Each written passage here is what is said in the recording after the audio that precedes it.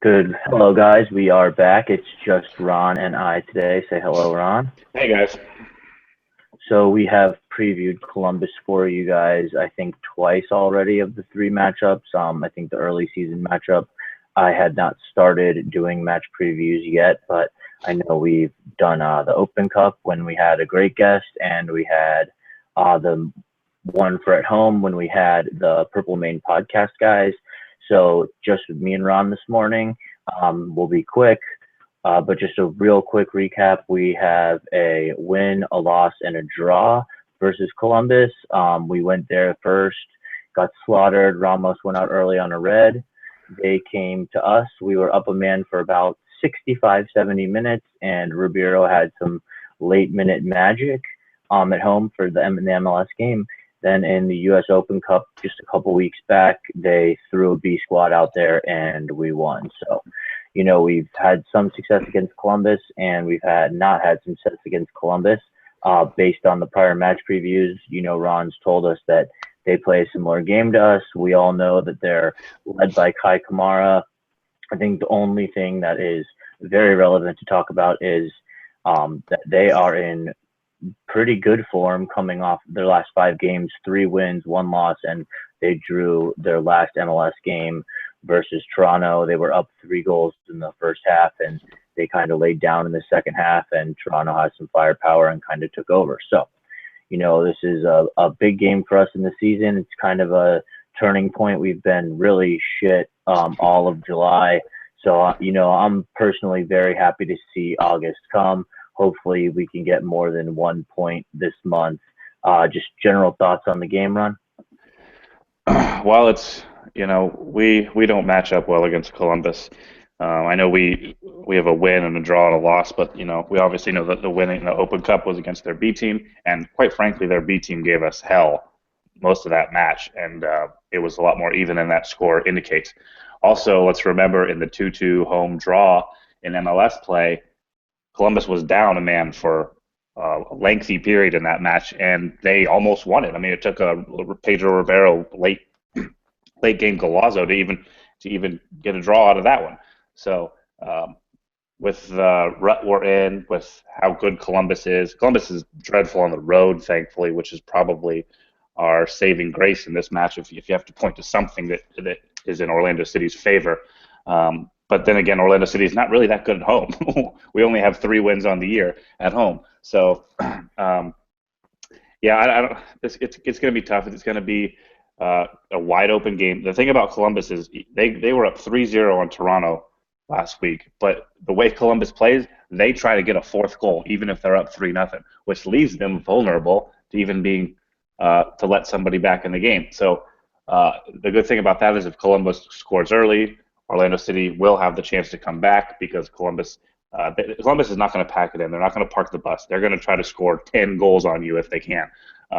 So Orlando City needs to take advantage of that. Maybe needs to get up early. I do think Columbus can wilt in the heat if we can get up early. But with the way Orlando City has been struggling lately, this match is always going to be tough. I don't even want to say it's a must-win just because I don't think they will win, but it's certainly it's critical to get something out of this game, don't you think?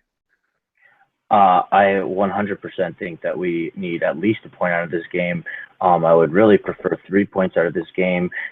Even the coach said in the radio show that this is a big game and this is a turning point in the season. So, with that said, I wanted to just, you guys, we've talked about, Kamara, everybody knows who he is. Ethan Finley was dirty last night in the All-Star game when he came on. They had their left back. He was also an All-Star, Wylan Jennings or something, I think his name is. So, they're a good team overall. My biggest concern, well, I'm happy that Higuita's coming back, but my biggest concern is that we're going back to our regular formation. We should have our standard starting lineup, and I'm hoping to see Ramos back. I don't know the status of his injury.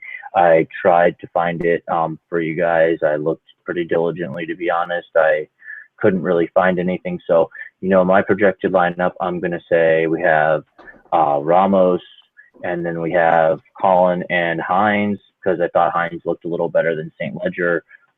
last week, even though I wasn't personally impressed with any of the back five, if you want to call them a back five, or the back three, if you want to call them a back three last week. It was just really disappointed with everybody. I'm not going to harp on it, but I think Hines might have been a little better than St. Ledger. If St. Ledger plays, I'm totally happy with that. I like St. Ledger. So it just doesn't matter to me. I think Bowden will come back. And then, I think we'll obviously have Higuita and Surin. And then we will have Rivas on the left, Kaká. And then on the right, I think it will be Avila. I don't think the new guy is with the team yet. We'll talk about them later. And then at striker, I usually say I like to switch back and forth, but I think Kyle Larin, that guy coming off a hat trick, is a no-brainer. So, Ron, thoughts on the lineup? Any agreements, disagreements? I have a few disagreements. Up top, obviously, Kyle Laird. I think his leash is getting longer and longer. The 3 goals was nice. Kyle Laird drives me crazy sometimes. He can come in and out of games, but at this point, if you had to predict a goal scorer for Orlando City, you either pick Kyle Laird or Kaká. Is there even another option to really even consider realistically? No.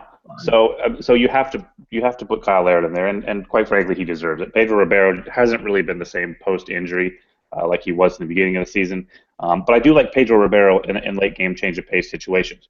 So as far as in disagreements, obviously we're going to have Rivas and Kaká. They're first 2 names on the team sheet every week almost.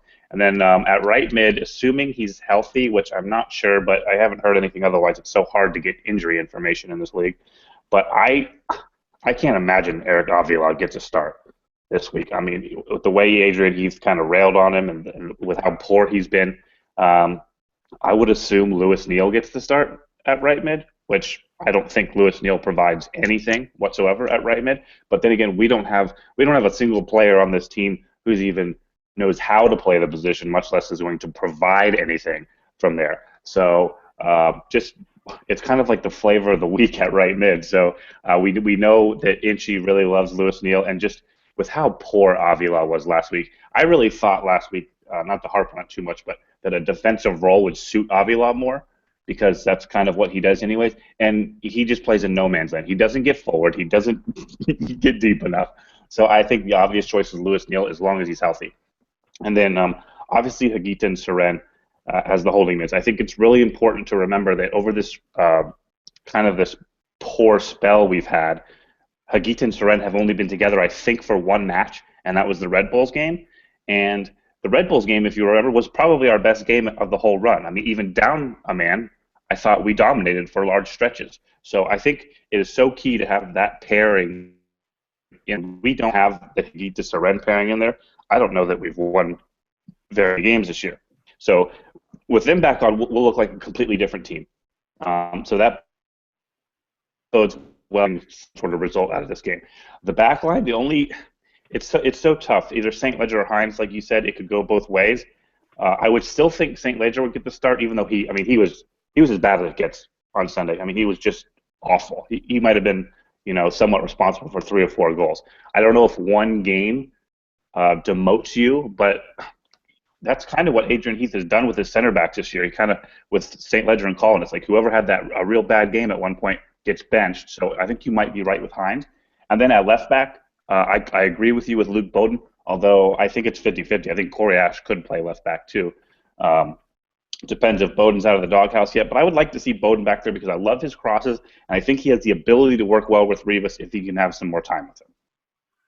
So you said a couple things that I really wanted to talk, that I want to follow up on. The first thing is at right mid.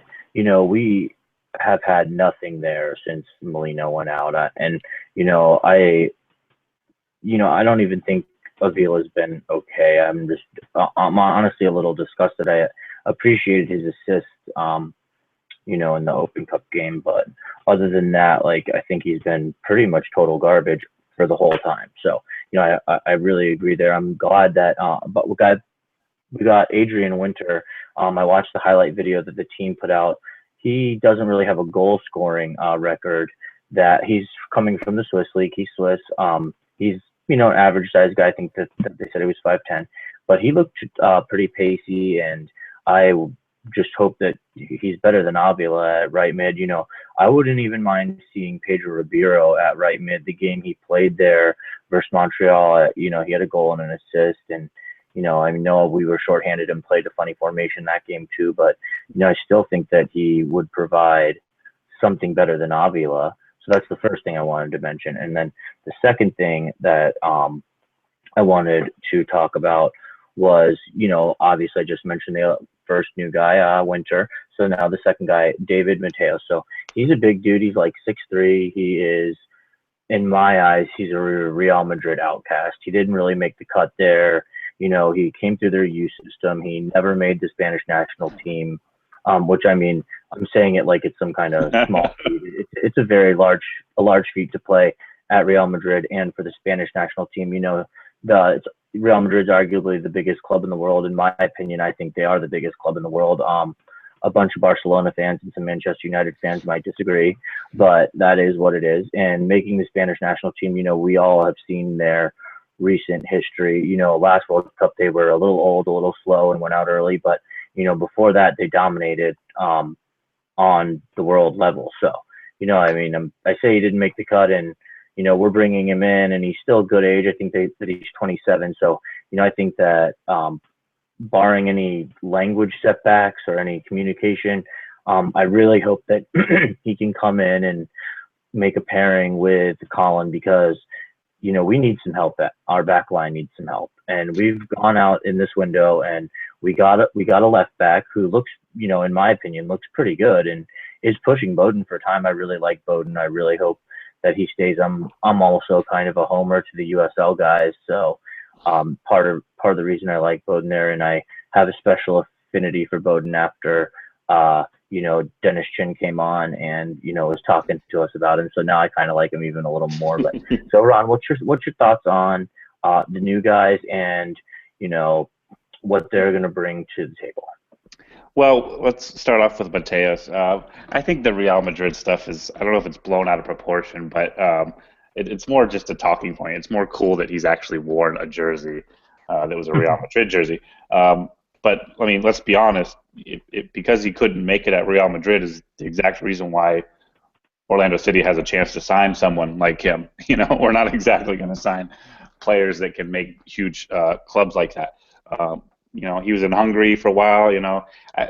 Really, we're guessing. Unless you go on FIFA and play with his Hungary team, I don't know that you're going to know much about him. But I do think he's 27 or 28. I think he might be 28. And with defenders, they're typically late bloomers. So I think with this signing, it could be a signing that helps us now and helps us for a couple more years. And I do see him pairing with Colin. I mean, St. Ledger and Hines weren't even on the radar back in January and February. They were Gustavo. Yeah, I mean they were signed right before the season as trialists, and they've played well. I don't want to rip those two, but their talent ceiling is obviously maxed out. So it would be nice to see Colin and Mateos back there. I think that's what we'll see for the stretch run.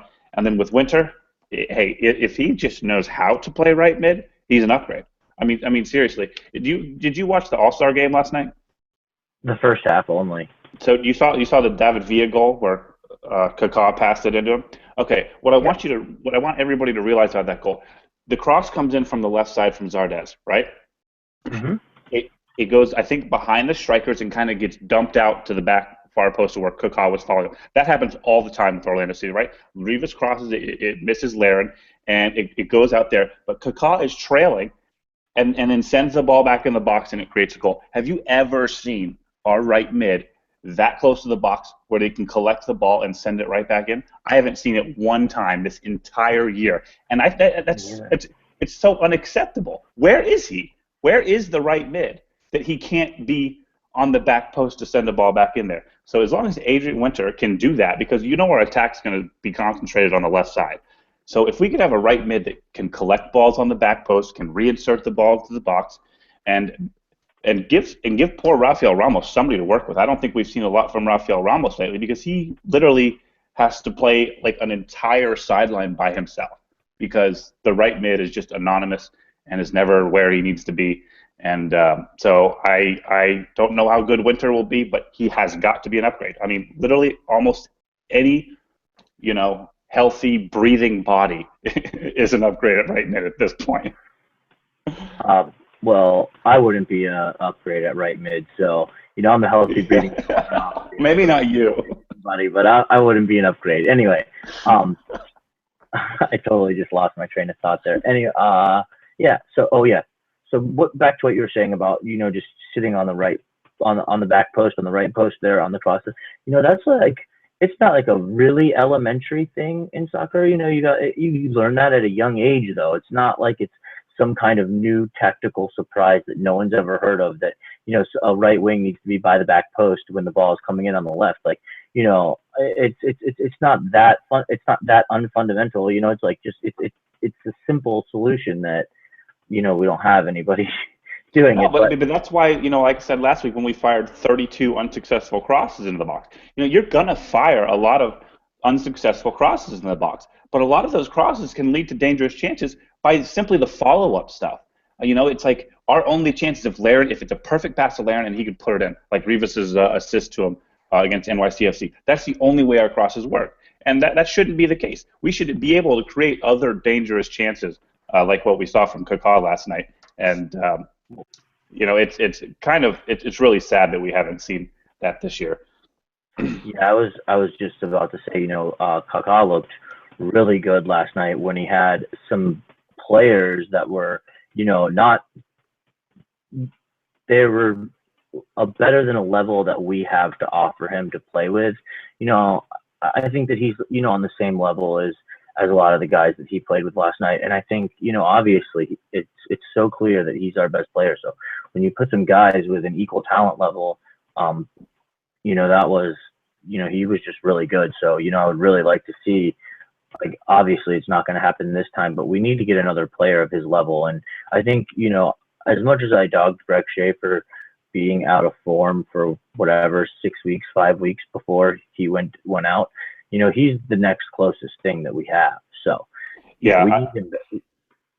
Oh, go ahead. No, I was going to say I agree completely with Breck Shea. I don't know if anybody ripped him worse than me through the first half of the year, but it is very apparent how badly we miss him. Not only could he play left mid, and he's got a great understanding with Kaká, but you could move Rivas over to right mid, and then all of a sudden your right mid problems are solved.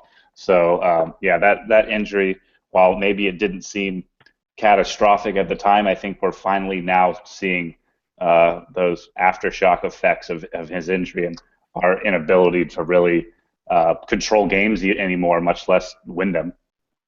Yeah, well, when you go 5 winless, you kind of see, everything piling up between missing Molino and missing Shea and mismatch at the mismatch of the defensive mids missing games and in and out and out and in and blah blah blah. I mean, everybody knows the story. So, I don't have anything else for you guys today. Ron, do you have any other final thoughts or anything that you wanted to share? No, not really. Just keep in mind Columbus has one road win. I think they've scored 7 goals and given up 17. So hopefully, unfortunately, 2 of their 7 goals were in Orlando. So I think it's going to be an entertaining game. We know that Orlando City games tend to be entertaining when Orlando City puts forth the effort. So you want to do predictions real quick? Yep, go ahead. You can go first. Okay. I'm going back and forth. I'm definitely not predicting a win. But Orlando City's got to turn their season around. Their backs are against the wall. We'll see what they're made of this week. And I think they get a hard-fought draw, which I think will be a good result. And I think can help change the momentum, and I think it can turn Orlando City back in the right direction. So let's go with 1-1. Okay. Wade was supposed to join us this morning. I don't know if you guys remember him from, whatever, 5 or 6 weeks back, and he was Mr. Positive the whole match preview, and I love that about him, and that's kind of why I wanted him on, because we needed some positive. So I am channeling you, Wade, and I am going to pick an Orlando City win 2-1. I think Kamara scores another header against us. No surprise there. Yep.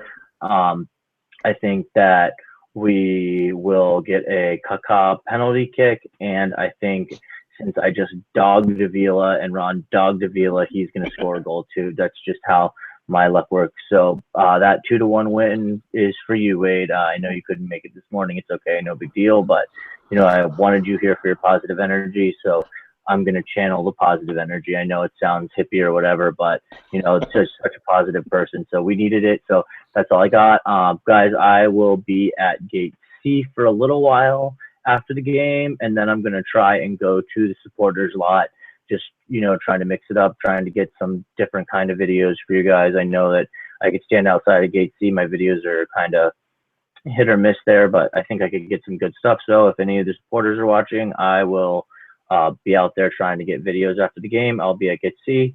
As usual, you can find Ron at City Soccer Talk or citysoccertalk.com. It is now 8:30 on Thursday morning, so he's going to go live in a half hour doing City Soccer Talk Live. Make sure you guys watch that. Or if you don't have the ability to watch it because you're at work or whatever, you can download it in iTunes. Anything else, Ron? Nope, that's it. We need a big win this week. Go Lions. All right. Peace out. See you guys.